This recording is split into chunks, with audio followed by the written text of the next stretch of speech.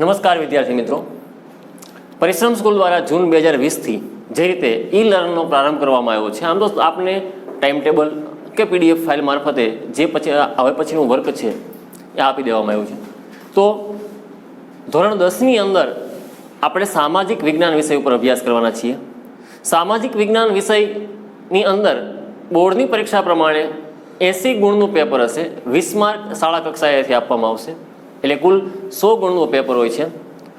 આપણે આગામી વર્ષ દરમિયાન જે રીતે ધોરણ 10નો અભ્યાસ કરવાના છીએ એ ધોરણ 10ની અંદર આપણે વિષય વસ્તુ કે કયા કયા પ્રકારના પ્રકરણ આવશે એની માહિતી આપણી પાસે હોવી જોઈએ, જેથી કરીને આપણે જ્યારે કોઈ પણ ચેપ્ટરની મુલાકાત લઈએ કે નવું ચેપ્ટર શરૂ કરીએ ત્યારે આપણને એટલો ખ્યાલ આવી શકે કે એ ચેપ્ટરમાં કઈ વસ્તુ આવશે. સામાન્ય રીતે ધોરણ 10ના સામાજિક વિજ્ઞાનને 4 વિભાગમાં વહેંચવામાં આવ્યું છે: ઇતિહાસ, ભૂગોળ, અર્થશાસ્ત્ર અને નાગરિક શાસ્ત્ર. મિત્રો, અત્યાર સુધી આપણે જે ધોરણ 8 અને 9માં જે ઇતિહાસ ભણીને આવ્યા છીએ એ ઇતિહાસથી થોડોક ઇતિહાસ અહીંયા અલગ થાય છે. આ ઇતિહાસ શબ્દ કહી શકાય નહીં અને ભારતીય સંસ્કૃતિ કહી શકાય. જે રીતે 11-12 આર્ટ્સની અંદર આવતો પ્રોપર સબ્જેક્ટ ઇન્ડિયન કલ્ચર, ભારતીય સંસ્કૃતિ, એને રિલેટેડ ચેપ્ટર તમને અહીંયા ઇતિહાસ વિભાગમાં આપવામાં આવશે. તો દરેક પ્રકરણની અંદર શું આવશે તેની માહિતી મેળવીએ. પહેલું ચેપ્ટર છે એ છે આપણો વારસો. વારસો એટલે જે આપણને પેઢી દર પેઢી મળ્યું છે તે 2 પ્રકારનો છે: પ્રાકૃતિક અને સાંસ્કૃતિક.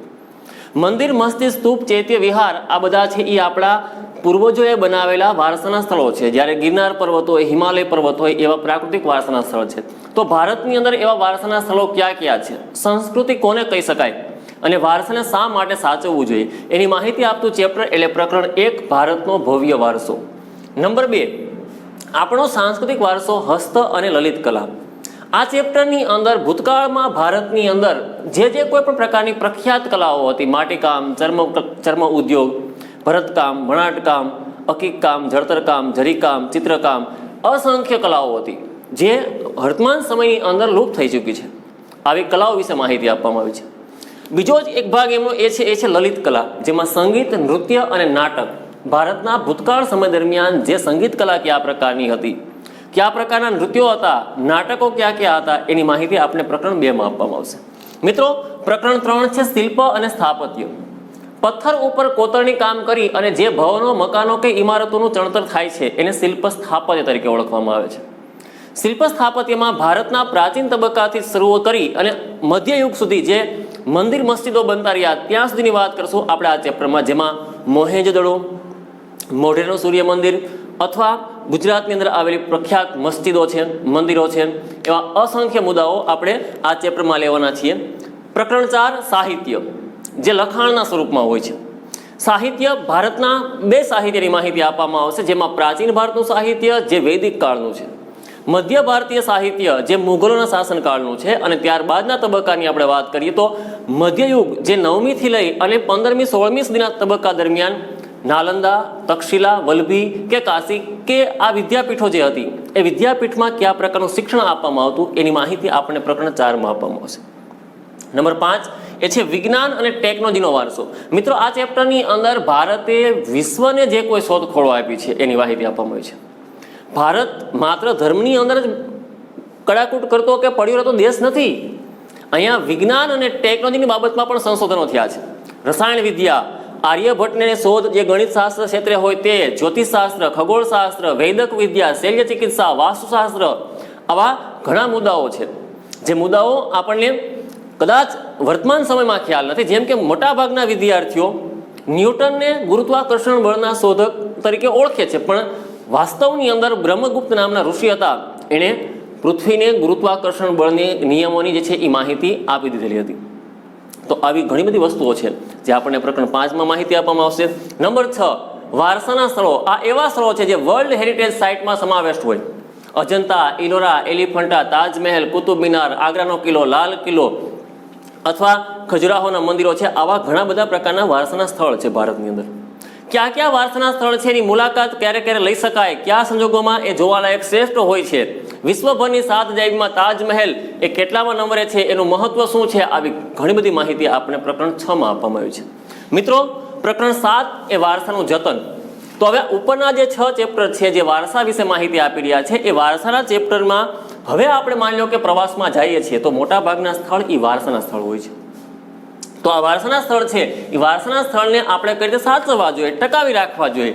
ચોર દ્વારા એને ચોરાય નહીં, આપણા દ્વારા નુકસાન કરવામાં ન આવે, ફૂલછોડ તોડવા ન જોઈએ, દિવાલો ઉપર લખાણ લખવું જોઈએ નહીં. આવી ઘણી બધી માહિતી આપણને પ્રકરણ 7માં આપી છે, જે ભારતના શ્રેષ્ઠ નાગરિક બનાવવા માટેનો પ્રયાસ કરી રહી છે. મિત્રો, આ હતો ઇતિહાસ. તો હવે અહીંયા હિન્દ છોડો આંદોલન, સત્યાગ્રહો કે યુદ્ધ એવી કોઈ વસ્તુ નથી, પરંતુ અહીંયા માત્ર ભારતીય સંસ્કૃતિ વિશેની માહિતી આપવામાં આવી છે. તો મિત્રો, ઇતિહાસની ચર્ચા કર્યા બાદ આપણે આગળ વધીએ ભૂગોળ વિભાગ તરફ.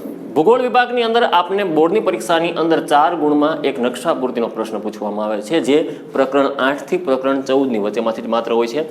મિત્રો, ધોરણ 10 ની અંદર પ્રકરણ 8 કુદરતી સંસાધનો રહેશે. કુદરતી સંસાધનો એટલે માનવ નિર્મિત નહીં, પણ કુદરત તરફથી પ્રાપ્ત થયેલા અને જેનો આપણે ઉપયોગ કરી અને આજે કોઈ પણ વસ્તુને કાર્ય કરાવી શકીએ છીએ અથવા તો આપણે ઉપયોગમાં લઈ શકીએ છીએ, એ બધા સંસાધનો કુદરતી સંસાધન છે. આ ચેપ્ટરની અંદર આપણને સંસાધનો કઈ રીતે ઉપયોગી છે, સંસાધનો કઈ જગ્યાએથી પ્રાપ્ત થાય છે, જમીનનું નિર્માણ કેમ થયું, જમીનના પ્રકાર કેટલા અને જમીન ધોવાણ શા માટે થાય કે જમીન ધોવાણને અટકાવવા માટે શું કરી શકાય, આ માહિતી આપણે પ્રકરણ 8માં આપવામાં આવશે.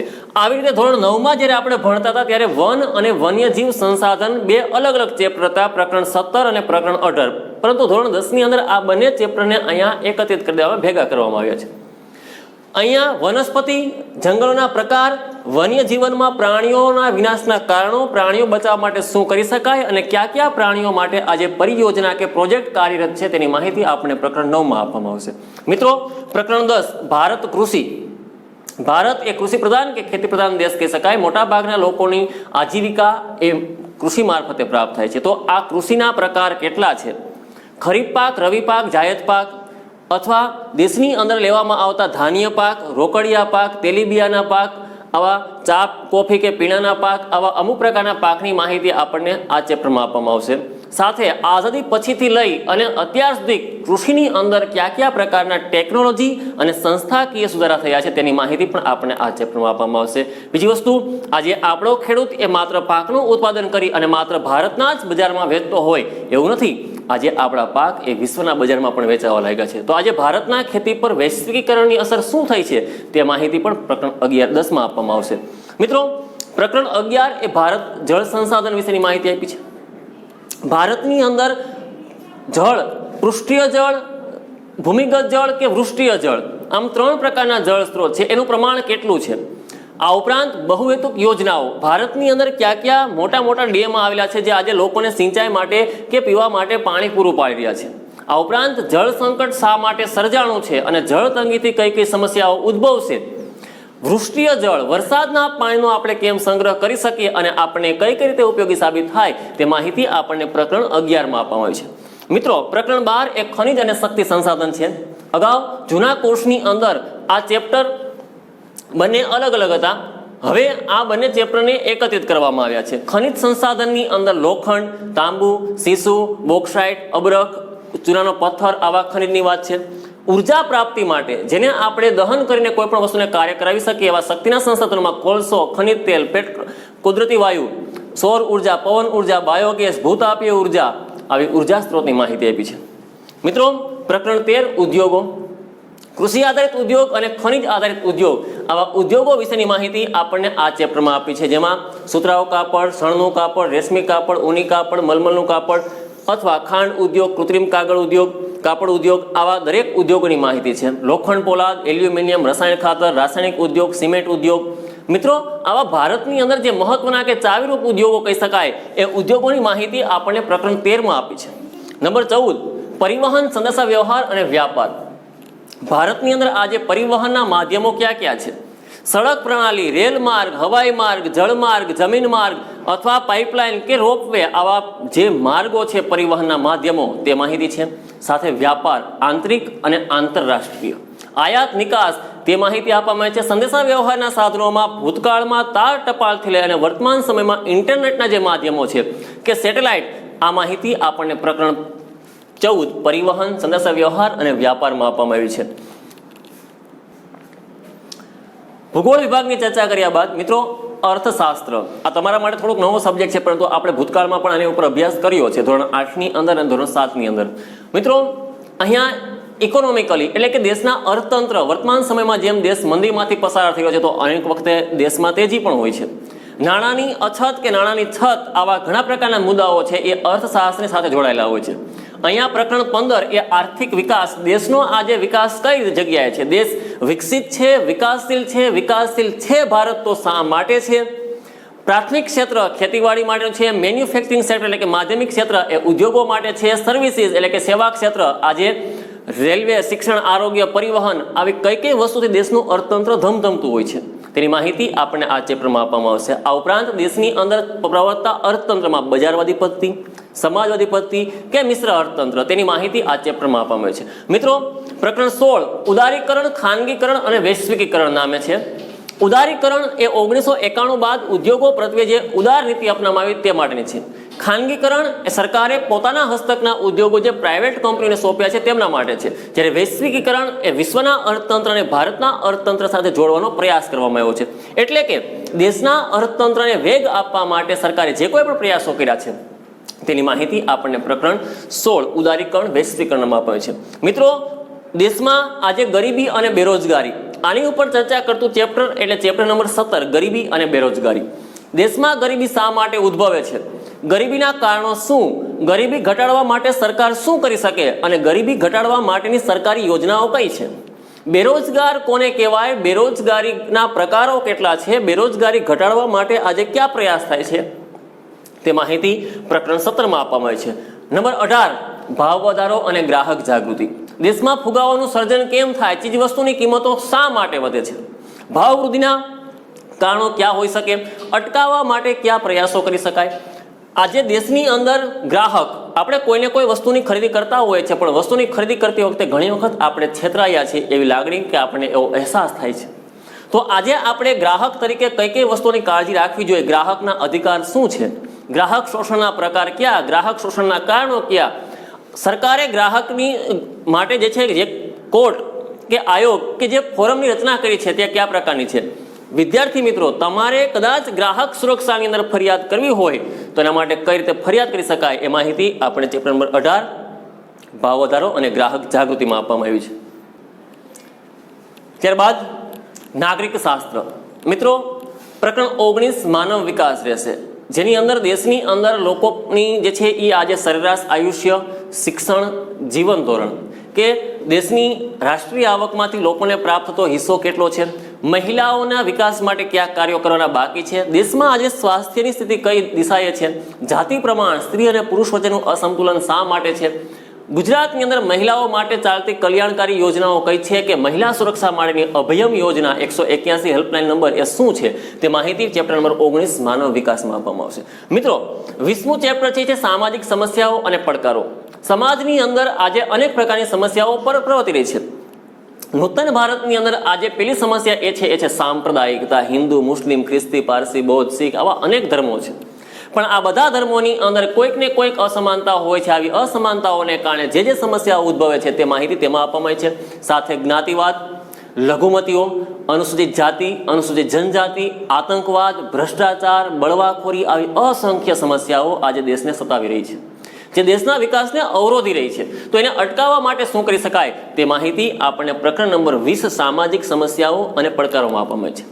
મિત્રો 21મું ચેપ્ટર છે સામાજિક પરિવર્તન જેમાં આજે સમાજની અંદર જેમ પડકારો છે એમ સમાજની અંદર સમયાંતરે થોડા પરિવર્તનો પણ આવતા રહેતા હોય છે.